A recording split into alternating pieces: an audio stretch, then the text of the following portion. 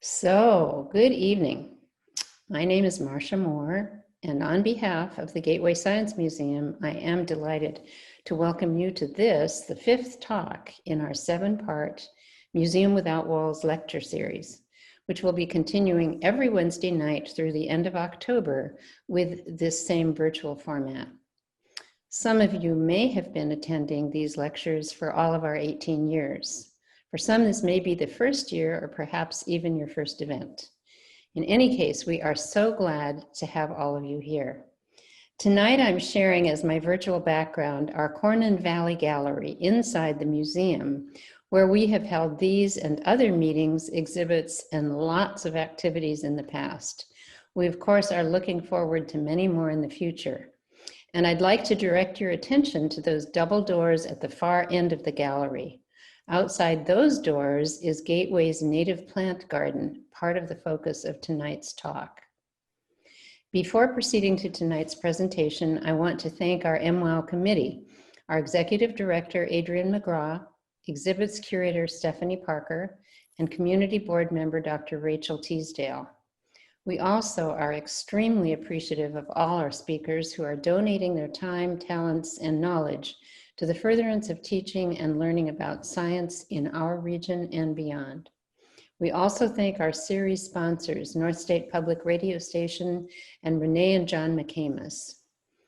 And we do acknowledge and are mindful that CSU Chico stands on lands that were originally occupied by the first people of this area, the Mechoopda.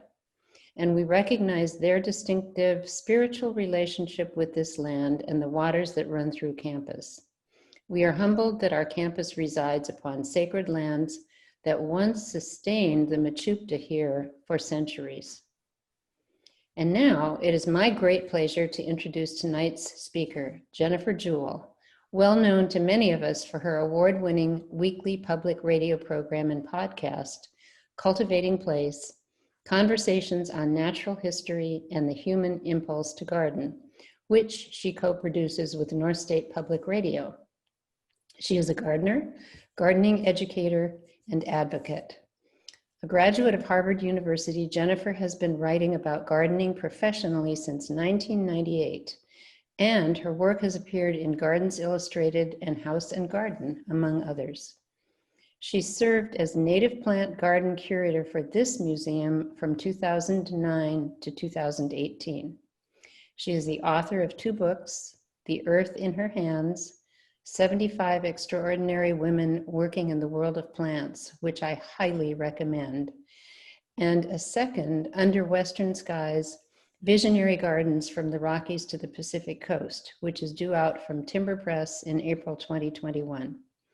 Jennifer, we are so glad to have you with us tonight to share on the topic, the connective power of gardens in these times.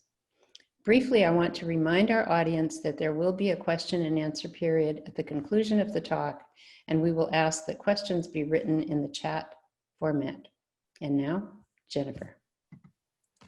Thank you so much for that really beautiful introduction. And I really do wish we were in person back in the Gateway Museum in that beautiful gallery where the light made me happy for so many years that I worked there. I am really honored to be here, and especially among the speakers this year and among in the theme Our Earth, Ourselves, which I just think couldn't be more resonant to me, but also relevant in this exact year of time on this planet. For many of us. So I'm going to go ahead and share my screen now, and I'm going to talk you through sort of the different threads and avenues of my work and how they demonstrate this idea of gardens as connective tissue in the fabric of our world, and sometimes very important connective tissue. I want to make sure everyone can hear me and that I'm speaking loudly enough and all of that. Well done, neighbor. So this is a collage of some of the women from my first book, The Earth in Her Hands, which came out this year. And while it is pertinent to the book, it is also pertinent just to the way I think about gardens at all. And that is that it is my firm belief, as experienced and researched throughout my life and work, that gardeners and gardens and gardening is not just about pretty pictures or a destination you can pick up at the local nursery or big box store, but rather they are really powerful and potential.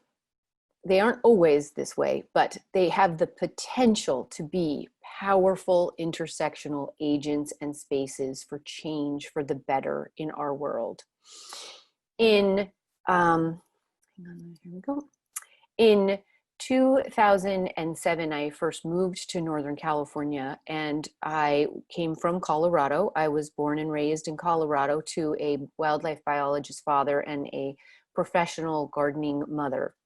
And so this was a marriage of ideas, plants and environmentalism and ecosystems and Latin names for plants and understanding where you lived on the world. This was very common and part of everyday life in my growing up. It wasn't until I was an adult that I realized that this was not the case for everybody. When I first moved to California in 2007, I had been writing for glossy magazines for some time, and I was really disenchanted.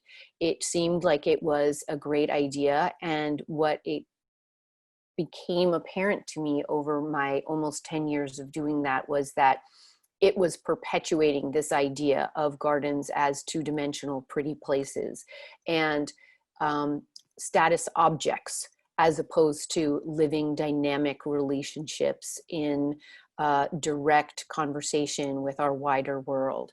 And so when I first came here, I thought, how can I change this aspect of my work? And as luck would have it, there was an ad on North State Public Radio saying that they were looking for a volunteer PSA writer. And so I went in and said to Joe Olekshevitz, you need a gardening program. I am the person to give it to you, and I will write PSAs if that's what it takes to do it. And so I started my first incarnation of the program at that point. And then in 2016, the station came to me and asked if I would like to grow my original, more locally based program up into its current form, which is a 1-hour interview-based program looking at people doing interesting and innovative work in all things gardening or horticultural in this world. And it was, again, really important to me that with public radio, you were able to get to the voice of gardening and the heart of gardening and what we mean when we garden, as opposed to just what it looks like. And I am a firm believer, based on all of this, that an integral part of what should be accepted and expected of our cultural literacy is horticultural literacy and ecological literacy, both of which come together in the very best of the gardens in my life. And that in many ways, really conscientious and thoughtful gardeners can and are meeting some of our toughest challenges at this time. You know, whether that's habitat loss and destruction, social division, pollinator decline, watershed degradation, childhood obesity, economic health and well-being, and more. When I last looked, so this would have been the last census, 38% of all households in the United States identify as engaging in gardening in some form or another. And that was before March 2020, when a great portion of our population came face to face with the need to engage with their own survival more rigorously and turn to their gardens on lockdown and in health crisis and in social crisis. So that number, I am sure, is even greater now. My work comprises the radio program and podcast, writing on topics around the intersection of nature and culture, or horticulture and culture, and general advocacy for gardens and gardening, in order to, I hope, encourage those people who are engaged in this activity and relationship, and encourage them to embrace the power behind them, as opposed to sometimes dismissing or even undermining the power of this. And you will hear gardeners say, oh, you can't come see my garden right now, it doesn't look good. Or you'll say, what did you do today? And they're like, oh, I didn't do anything, I just gardened. And the fact is, like, to garden in my world is as powerful as saying, I read a book, or I went to church, or I took a class, or I learned a new song on the piano.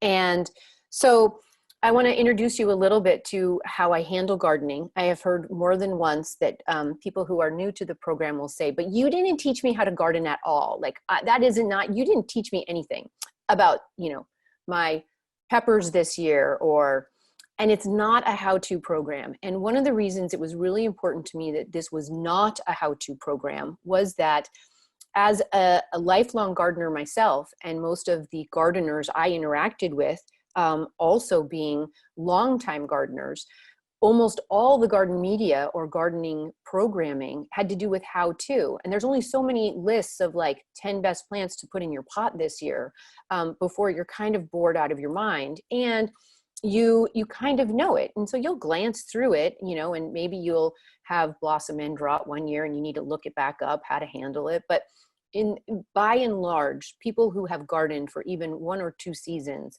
they want more than just how to. And that was what was missing when I first came on the scene. So to just give you a little bit of an example of what, I have to have a drink of water, that hot, dry wind today. I am currently engaged on the program in a series in sort of exploring creativity and creative thinking. And by that, I do not mean being artistic. I mean thinking outside of the box, born of a gardening nature or garden life. And so this week, tomorrow, I will have an episode with Sue Stewart-Smith, who is a British-based psychiatrist and psychotherapist. And she has just recently published a book called The Well-Gardened Mind. And this is a graphic that goes with this. And over her entire career, she has been researching not only the psychological effects of gardening on us emotionally and mentally, our mental health, but on the actual physiological changes that happen in the brain when we garden and as we engage in nature in this way. And one of the things she outlines, it's first of all a very good book, but second of all, a lovely conversation with her. The actual physiology of the brain is such that there are little, I'm going to get all the language wrong because I am not a scientist at this level. There are mechanisms in the brain wherein there are organisms, let's just say that, so I forget the actual word, that prune the pathways of your brain, especially as you're growing or as you're sleeping when you're an adult. And they are like little gardeners. And the people who study the brain talk about them as the little gardeners of the brain. And one of the things that she is advocating is that we stop referring to the way we think and the way we develop over time as being like with machine-based analogies, that is doing us far greater harm than good, and that it is far more apt to speak about us as developing, functioning systems as analogous to the natural world or to a garden in the way we can grow and regenerate and create as we go. Another one of the episodes in this series on creative thinking is this horticulturalist, Wambui Ippolito, who is a private practitioner in New York. And she was born and raised in West Africa. And her mother is a diplomat, and they were living in Washington when she was about 14. They moved over for her mother's work. And she just didn't understand the racial divides in our country, let alone the racial divides within horticulture. And so one of the things she took on was, and she speaks quite widely about this, is she took on a kind of charting of the history of the United States through the lens of its agriculture and its horticulture, and traces where each wave of immigration, whether that be the forced immigration of enslaved peoples, or the original native peoples of the land, and the agricultural and horticultural inputs that they provided to us. And so she charts this history of American horticulture in a way that really illuminates how enriched that thread has been over these many centuries with these inputs from other cultures and ways of life. And it's really expansive, and it makes you feel so excited about how to learn differently what we think of as the American horticultural scene. Another person in this series is the artist and potter Frances Palmer, and she is a really interesting woman, a very successful, well-known kind of high-end potter, all handmade things. She works only by herself, and she came to this work having gone through terrible postpartum depression after her first child. And at the time, so this would have been maybe 30 years ago, there was not a lot of articulation of how to deal effectively or open conversation about postpartum depression. And her husband said to her, "Why don't you try to do something you've never done before, but you've always wanted to do?" And she took up pottery, and she still works on the same wheel that she got 30 years ago, and it saved her life. She says this saved her life, and all of it is based on dishes that can display or hold products from the garden, so flowers and fruit and the food she cooks from the garden. And she is one of the women in my book, The Earth in Her Hands. And one of the things that I find about her ceramic work is that she's done so much historical research into the different fields of ceramic, earth-based ceramic and pottery across cultures and across time, that she will create vases that actually make you see your flowers differently. She will create vessels that make you realize, for instance, she does beautiful tulipières, which are pots specifically designed to hold tulips, which if you've ever arranged with tulips, you know that they're one of the few flowers that you cut and they keep growing. So they get longer and longer and longer. And her pots help you, like they recognize this growth pattern of a tulip even after it's cut, and they expand on it and kind of celebrate it. Finally was last week's program, which I have to say was one of the most moving programs I have ever interviewed for. It was a field trip program where John and I actually went down to Santa Cruz in July, all masked, all protected, and we interviewed the Homeless Garden Project of Santa Cruz. And we spent the day on the farm, and we interviewed the staff, we interviewed the trainees. And I think, you know, if you haven't had a chance to listen to this, it's a little bit of a longer program in the podcast form in order to incorporate all the different voices. But I think this sort of says it all, which is in the soil of our urban farm, people find the tools they need to build a home in the world. And it's basically a garden that was put together in order to give homeless people who were experiencing homelessness in Santa Cruz 30 years ago, a place to go after they had been at a shelter at night, and give them something to do. And it has blossomed over 30 years into being not only a place that they go and work, but they learn about farming, they learn about agriculture, they learn about small business, they learn about presentation, they learn about nutrition, they work with social workers, they work with housing navigators. And the goal is to eventually graduate each trainee and have them find housing and have them find a job and have them have a home in the world. It's a powerful and creative use of what it is to garden.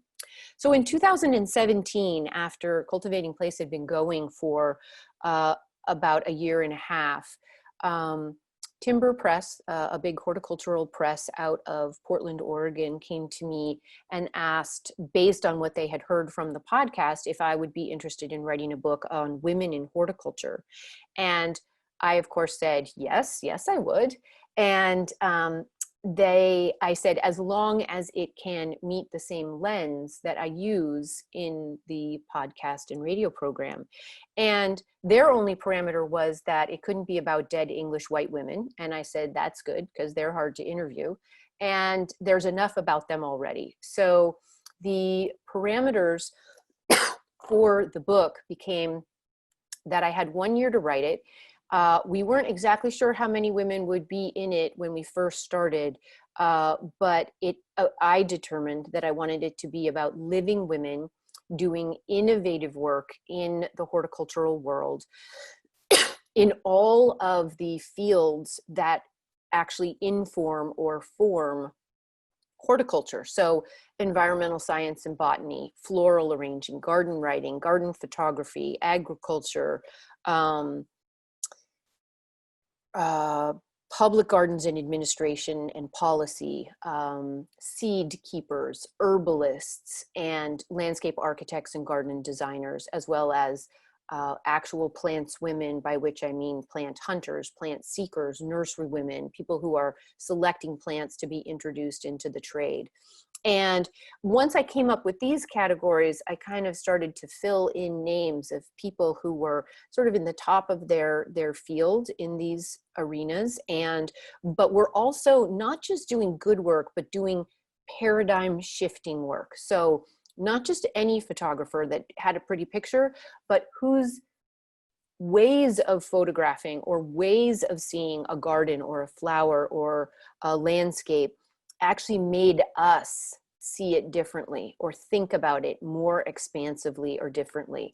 And so one of the great focuses in this way was on representation and diversity. And, you know, this is not just making sure I was looking at women who were actually in all of these fields, some of which had a lot of women and some of which had very few women, even still today, but also focusing on diversity within those women. So a diversity of age, of background, of orientation, of location and plant passion. So some of them love to cut flowers, some of them love to make compost. They're all a little bit different. And this is where we get to the connective power of gardens. What was interesting to me is that every single one of these women who were at the top of their game in their fields, whose work had really come to the fore for the public in the last 25, 30 years, every one of them had, at some point in their life, connected their love of gardening and plants with something they were greatly worried about in this world. And as a result of that connection, and I wasn't necessarily looking for that when I went to find them, but it became true of everyone who was in the book. Because of that connection of their purpose and their passion together, they then have this enormous impact as leaders and enormous resonance with the people who are learning from them or following them. And they change everything in our world. They have an enormous impact on things like career access. So what it looks like to actually be in a field like environmental science and botany if you're a young woman, or if you're a young woman or an older woman of color. having just one woman in these fields of influence change not only the career access, but then the experiential diversity sitting at these decision-making tables. And that changed the values and priorities, because what it means to grow up acculturated as a female in our world is still very different than what it means to grow up as a male in our world. And that experiential diversity leads you to having slightly different values and priorities. And when you change those first three things, you actually change what leadership looks like. And when you change what leadership looks like, and this is not about, I am a firm believer in female exceptionalism, let me just say, but this is not about female exceptionalism. This is about having a balance of voices and values and priorities and in these spaces. And when you change that leadership and what it looks like and who is speaking as a leader, you actually then start to have a chance to change individual and communal health and well-being, environmental health, economic health, cultural norms, social justice, and ultimately cultural literacy. So I want to give you a couple of examples from the women in the book, because these are women who are bringing their horticultural and plant passion to becoming connective tissue to solve some of our biggest problems in this world. Leah Penniman is the founder of Soul Fire Farm in upstate New York. She is a young mother of two. She is a college graduate who went on to become a math and science teacher in the high school level. And where she and her husband were living in upstate New York in an urban environment, they had chosen to be car-free in order to reduce their carbon footprint on this planet, and where they also wanted to live in a community of color for their children to be raised. In this situation, in an urban environment in upstate New York, it became apparent to her that she could not find fresh fruits and vegetables in her grocery stores without taking not one, but two city buses. And what she realized is that with her privilege of education, of employment, of a two-parent household, they were struggling to have this happen. And if they were struggling to make this happen, then everyone else in their community was struggling to make this happen. And they decided that they would start a farm outside of the city, and they would create a CSA, a community supported agricultural share program, in order to bring fresh fruits and vegetables into this community they'd been living in. So it sounds like sort of a small endeavor right off the bat, but what happened, and she is very, very clear in her word choice that this is not a food desert, this is food apartheid. This is a structural issue, not a natural occurrence the way a desert would be. And so she started this farm. They created their, a 70-acre farm. They fulfilled their determination to make 250 or 300 fresh fruits and vegetables CSA shares to take to this community. And then she became aware that it wasn't just an issue that this community couldn't get fresh fruits and vegetables. They actually had no relationship with the land at all. And they certainly had no proud relationship with the land. And so Soul Fire Farm has become a powerful nonprofit organization that not only deals with growing food, but teaches people how to grow food, teaches people how to be in relationship with the land. It helps young farmers, especially young farmers of color, find and navigate getting access to land to grow food, which is another issue. Their motto is to end racism and injustice in our food system. And she sort of riffs off of the idea of Black Lives Matter to say that Black land matters, and that she is working to help turn sunshine into nourishment for her community. I better keep going, otherwise you guys are gonna be here all night with me. In environmental health and well-being, I want to introduce you, if you don't know her, to talk to Dr. Elaine Ingham. It was through her work in soil science in the late 90s and early 2000s at the University of Colorado, Fort Collins, one of our land grant universities, that the concept of the soil food web was born and began to be more effectively articulated. And I think that if you are a gardener now, you take this term sort of for granted, that you understand that there are microbes in the soil and there are mycorrhiza in the soil and they're working together and they are what help create with, you know, nutrients in the air and the water, create the nutrients that our plants need. But at the time, we were still very much in the shadow of the Green Revolution, wherein soil science, you know, expounded that you needed to add NPK to soil, that you needed to supplement soil in order for it to feed plants, and that was the only way to do it. And thereby, often killing off the soil food web and creating this vicious cycle of soil depletion. So thanks to Dr. Elaine Ingham, we are well beyond that and discovering more all the time about the magic of the soil. When it comes to economic health and well-being, if you don't know Erin Benzakein, she is the founder of something called Floret Flowers, and she really almost single-handedly has kicked off a local organic flower farming revolution in our country since 1999 through the early 2000s. She was a stay-home mom, and she wanted to have a job that was flexible so she could take care of her kids. And so she decided she would be a floral arranger. Now, the floral industry is one of those where people would often say to me, well, there's always been a lot of women flower arrangers, like flowers, women, you know, they go together.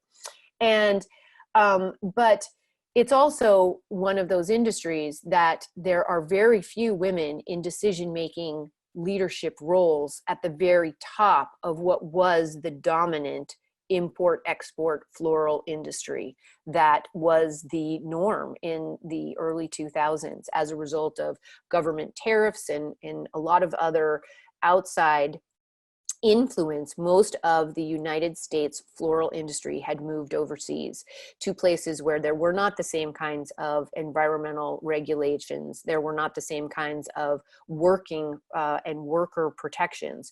And then all of the carbon that went into the atmosphere in order to get the flowers cheaply grown, cheaply here, and sold cheaply at a great cost to not only our workforce, but also our environment and the workforces in places far, far away. And so it was interesting because she, as a flower designer, couldn't find the flowers she most loved to buy at the markets or in the stores in order to arrange with. And she almost gave up. And then one day she had an order. Her grandmother had died. She had her grandmother's ashes. The season before, she had spread her grandmother's ashes in the soil of her back garden. She had planted sweet peas. She got an order out of the blue. She didn't have any flowers on hand. She cut all of these sweet peas. She put them in a mason jar and she took them to deliver to this order. And when the woman who was receiving the order opened the door, she burst into tears. And Erin had this epiphany that this is what was missing. Like, this feeling of a garden grown flower is what was missing. And since then, she has educated and trained thousands of people to grow organically, intensively, small flower farms in their places all around the country.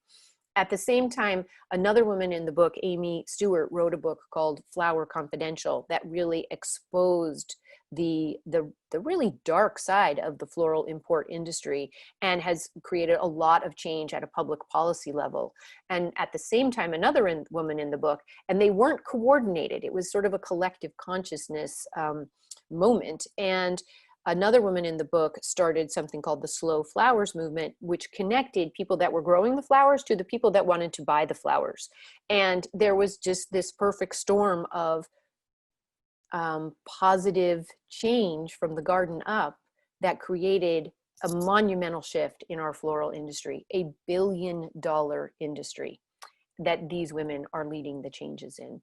In social justice, Jamaica Kincaid, you can't really say enough about her. If you have not read My Garden Book, which is the compilation of a series of essays she wrote for the New York Times in the mid-1990s, she really was one of the people doing the thinking and then the writing and the exploring philosophically of what it means to be a Black person in the culture of the United States. And for her, it came through the garden. She was an Antiguan-born woman.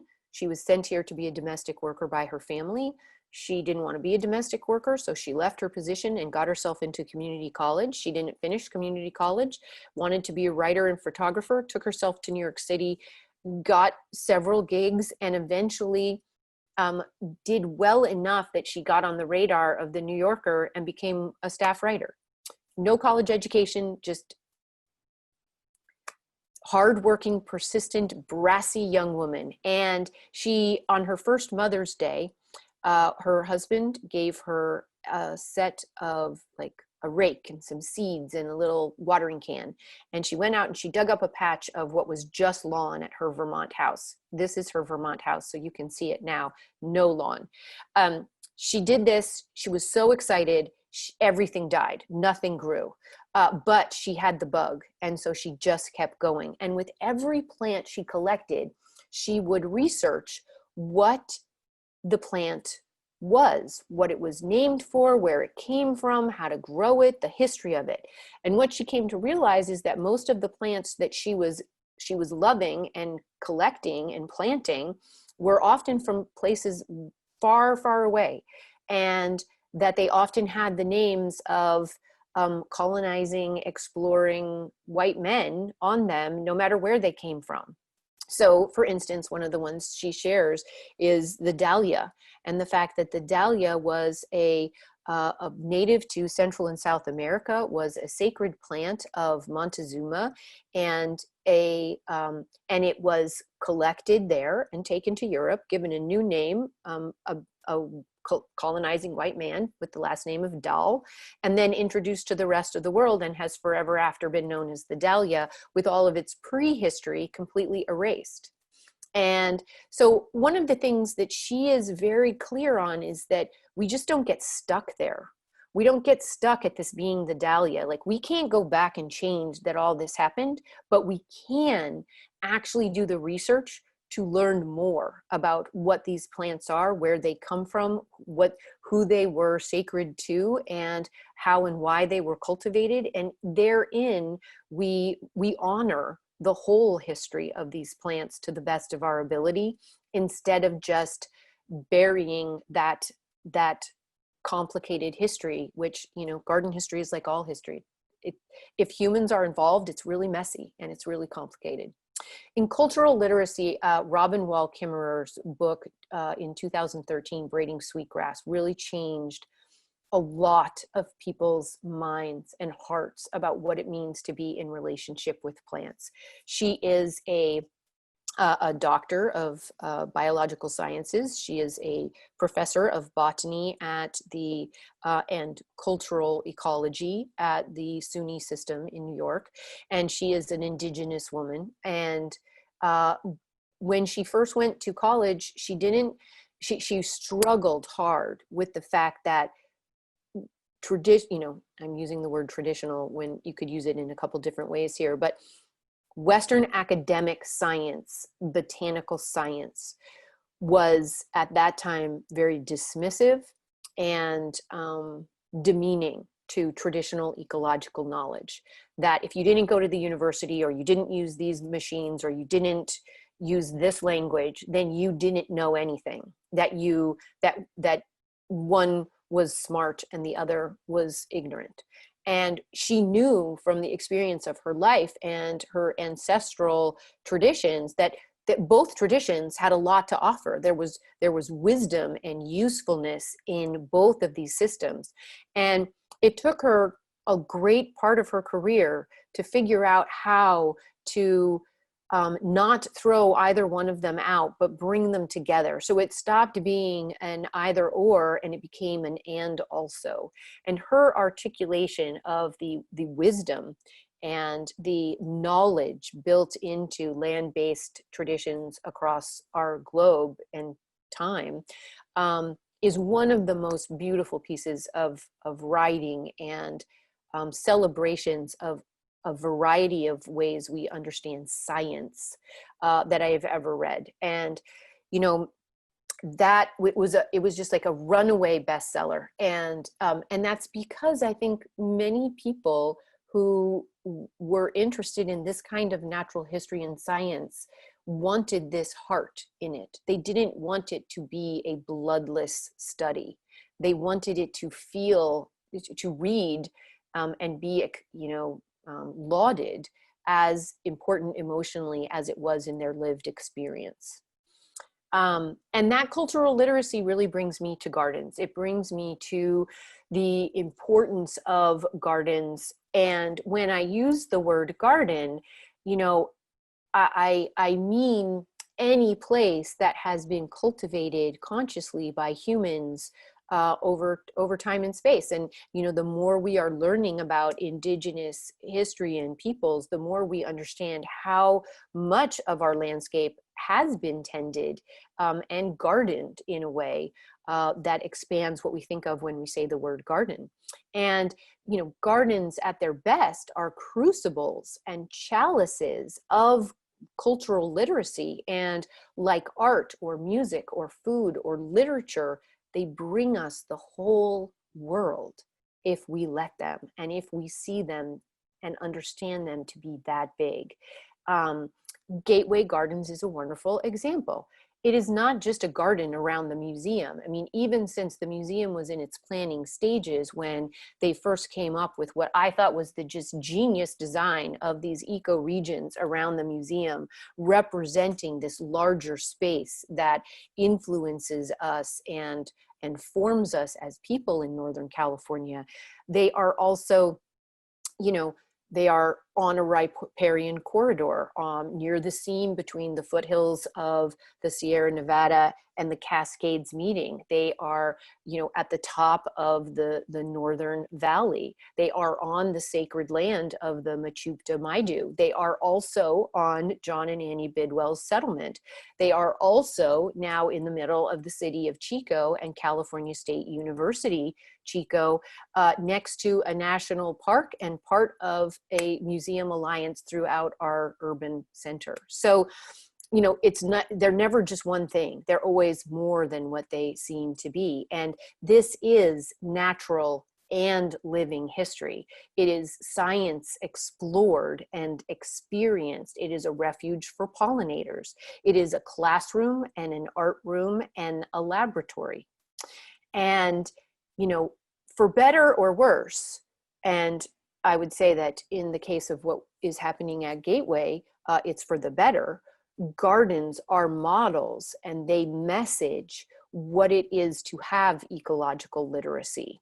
They are they teach us things even without interpretive signage. They teach us things that we wouldn't otherwise see in an uncurated environment, perhaps. In many cases, like this garden at Gateway, or some of the big gardens in big municipal centers across our country, like the nature gardens at the Los Angeles County Museum in LA, they are often urban dwellers' first introduction to nature of the greater region. And in so being, they help kind of make sense of it, so it's not so scary or so overwhelming, and it becomes welcoming, it becomes more graspable, and therefore more friendly. Gardens are gateways, just like the museum is a gateway, just like the university is a gateway, just like Chico is a gateway. Gardens are gateways for history. This is one of the oldest extant Persian gardens. Persian gardening tradition dates back 4,000 years. This is a modern day American interpretation of a Japanese garden, and this is a traditional colonial garden in colonial Williamsburg. They are gateways for living. Here are some beautiful gardened verges in downtown Portland, Oregon. And they often, as many people learned in March of 2020, can make the difference between living, being beautiful and healthy, and not. They are play. and they are wonder, and they are engagement, and they are nourishment. So here we have a picture of the Alice Heckler Native Plant Garden at the Chico Creek Nature Center. And here you have a picture of the Rose Garden, the Creekside Rose Garden at the Chico Area Recreation District building. And here you have produce from the Jesus Center Garden, which is over on Nord.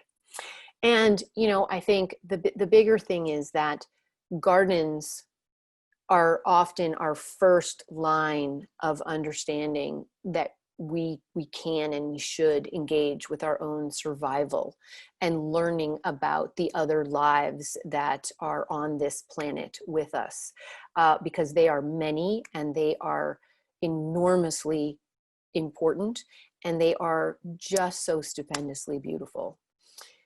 And you know, a couple of thoughts before I finish up here about this process of being a gardener and being a garden educator and working on the podcast, and just the humility of being in relationship with a garden and the humility of interviewing people that are so impassioned and good at what they do in their own gardening lives and work, is that, you know, this, like much of life, is really about listening. It's about listening and it's about learning from the land, from the seeds, from the plants, and from each other. And second, that leadership is really mentorship, and good mentorship is real leadership.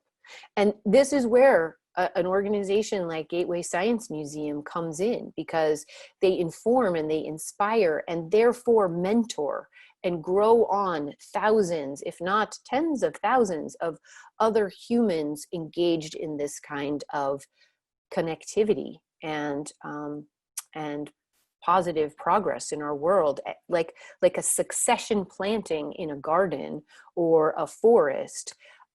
This continues this on into the future. And it ensures that this is not a story about me cultivating my place. And it is not a story about the earth in their hands or the earth in your hands.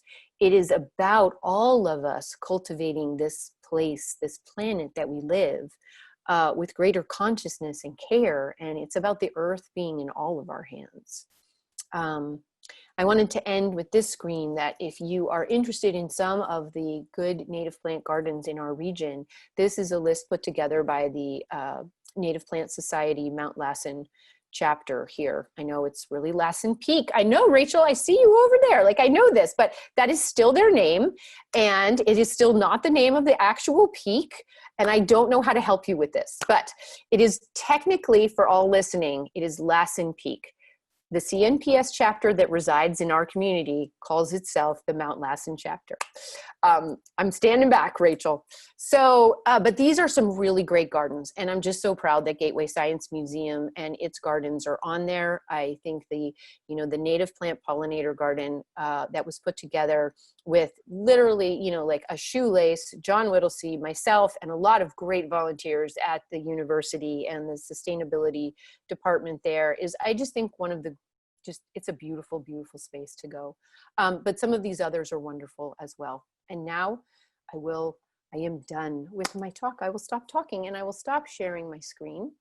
And if people have any questions, I'm happy to engage with them.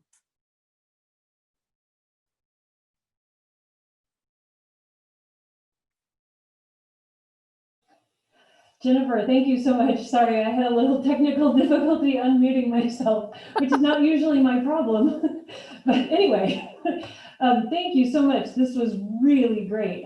I'm just like so impressed. And I want to learn more about all of the gardens that you talked about. And I guess the appropriate response is, we'll read the book. But since we have you, yes. I'm sure that folks have questions, and if you'd like to type your questions in the chat, I'm happy to share them. While we're giving folks a chance to do that, I wonder if you could talk a little bit more about this idea, and I'm sorry I didn't write down the term, but when you were talking about the garden, I think it was Soul and Fire Garden? Soul Fire Farm. Mm-hmm. Thank you, Soul Fire Farm. You mentioned the idea of food desert, and then you also were very clear that she is also very clear that this is not a case of a food desert, but I think you said food racism.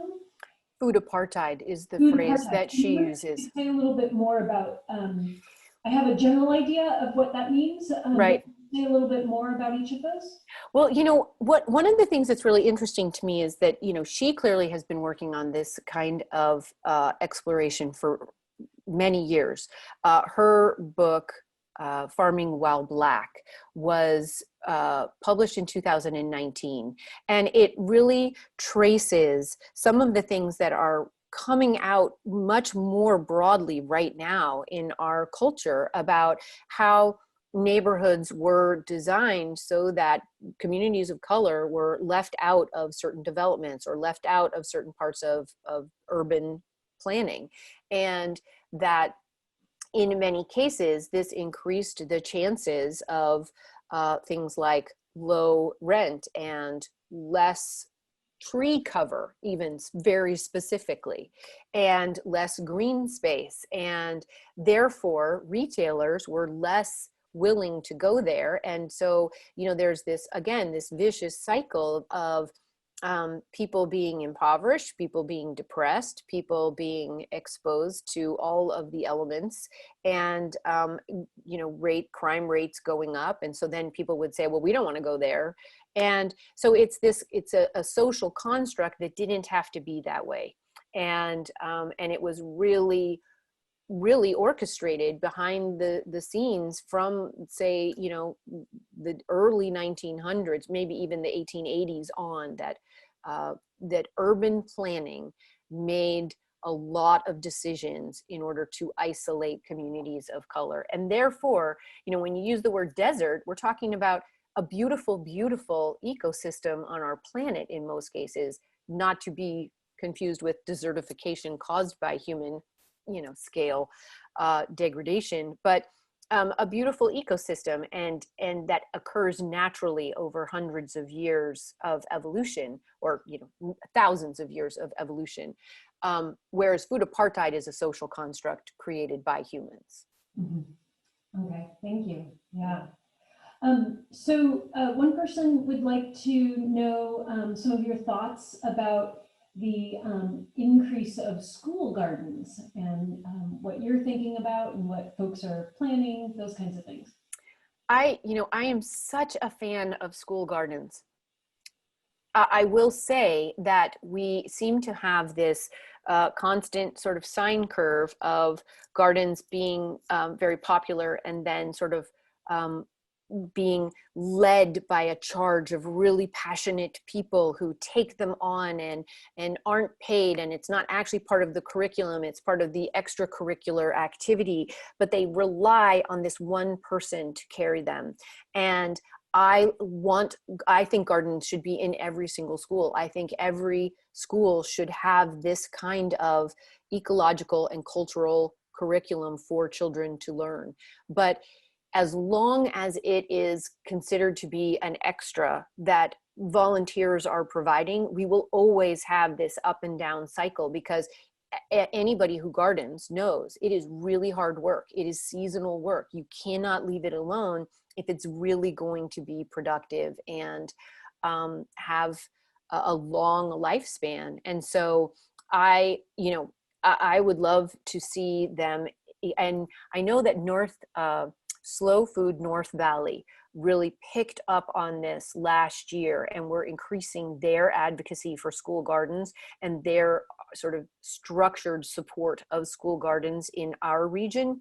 And then, of course, we hit COVID. So I don't know what has happened, but I do know that they had really picked up that baton. And if someone is interested in helping to support this idea on a kind of structural basis across our educational system, I think that would be a good place to start. Great, thank you. One more question, going back to this idea of social inequality and environmental justice issues. I'm familiar with, I think it's Chicago, that has done some planting of trees to cool their urban heat island. Yeah. I don't know if that also includes gardens. I think there are also some rooftop gardens. And I wonder if you're familiar with any programs like that in California, particularly in Northern California, where we certainly have plenty of heat to go around. Yeah. Well, it's sort of an interesting thing because, of course, we are in a Mediterranean climate and we have a very specific canopy. And so coming up with a canopy cover that makes sense in our climate and doesn't kind of work against it, doesn't require more water or add more humidity than what we're supposed to have. Like, these are some of the balances. A canopy cover in Chicago, of course, is a very different thing than a canopy cover here, but we would have had quite a bit of canopy cover along any riparian corridor. And I think to mostly answer your question, the NRCS, the Natural Resource Conservation Districts, are all at work on ideas like this, on adding planned strategic growth for like the urban forests of our area. Now, that's not to say that they're all doing the very best job, but they have started. And in some cases, and I would say that maybe Chico might be an example, that, sort of city of trees. It's an interesting construct because in that exact place, there wouldn't necessarily have ever been that kind of tree cover. So, at some point you are working against your climate and ecosystem in a way that you might want to think about. But I know in the Bay Area, there are a lot of urban gardening and horticultural endeavors that involve green roofs and recycled water and rain gardens. And I think what's interesting is that a lot of the programs that I am aware of are much more well established in damper climates than ours. And I'm not sure that we yet have really good models for this. There's the California Chaparral Institute. And I think they are working on more ideas like that. And I think the CNPS has some more kind of planning tools about how to increase the green without increasing irrigation, without changing the climate that you're in. And there's a wonderful example that is actually in my second book about Western gardens, wherein I was interviewing the scientists at the nature gardens at the LA County Museum. And one of the things that an entomologist said to me, which was really eye-opening, was we live in what is essentially a desert in LA. They're much drier than we are. And he said, the worst thing you can do is to change the dryness. You have to preserve the dryness if you want to preserve this ecosystem. And he gave me this example of, everybody says they love the California horned toad, that like fabulous lizard, right? But that lizard absolutely depends on a dry climate. And for its food source, it needs it to be dry. When you irrigate, you bring in the invasive ants there, and they're from somewhere else. They're like Amazonian ants or something. And you bring in different predators and you completely destroy the habitat without even knowing it. Like we water our plants and we hurt the horned lizard. So, it's a complex relationship. And again, I think this is what I mean when I say it has to do with listening. Like, you have to look at your land and say, what does this want to be? How does this want to be cared for? Because it doesn't want to be cared for like an English garden, right? So I think that's, yeah. I could clearly talk for hours on these things. No, this is great. Thank you so much. But being mindful of the time, I do want to take this opportunity to thank you so much again. It's always a pleasure to listen to you, and such a treat to see you.